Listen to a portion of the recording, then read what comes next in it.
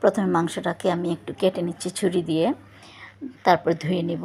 ধোয়ার পরে গুঁড়ো দুধ দিয়ে দিলাম, ধনিয়ার গুঁড়া, এলাচ, গরম মশলা, লবণ, হলুদ, মরিচ, জিরার ফাঁকি, কর্নফ্লাওয়ার, লেবুর রস দিয়ে দিলাম, সরিষার তেল, টমেটো সস, আদা রসুন বাটা দিয়েছি। এরই মাঝখানে আমি একটু সয়া সস দিয়েছি, স্কিপ হয়ে গেছে। দিয়ে দিলাম চিলি ফ্লেক্স। চিলি ফ্লেক্স দেওয়ার পরে কয়েক ঘন্টার জন্য আমি ঢাকনা দিয়ে ঢেকে রেখেছিলাম। এখন ফ্রাই প্যানে তেল গরম হয়ে আসলে মাংসগুলো ছেড়ে দিয়েছি। এপিট ওপিট করে আস্তে আস্তে ভেজে নিচ্ছি। ঢাকনা দিয়ে আবারও ঢেকে দিলাম। মাঝে মাঝে ঢাকনা তুলে একটু নাড়াচাড়া করে দিচ্ছি।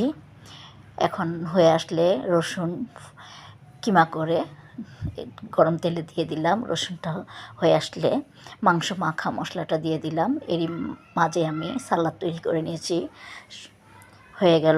হয়ে গেছে চিকেন গার্লিক তান্দুরি